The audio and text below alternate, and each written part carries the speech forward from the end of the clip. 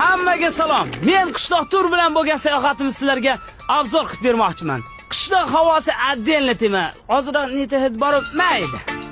Birinchi bo'lib 5 yulduzli mehmonxonaga joylashamiz. Nimagadir kunduz kunligi uchunmi yulduzlari ko'rinmayapti. Eshikni ochamiz, xavfsizlik xizmatiga lekin gap so'z bo'lishi mumkin emas. Chamadanim o'g'irligi uchun ekskavatorda tepaga ko'tarib oldim. Menga mana shunaqa 2 kishilik lyuks xona berdi. Yumshoqqina karavot.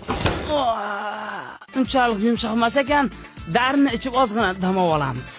Shunday oynadan qarasam, atmosfera bomba tushganda bo'lib yotibdi.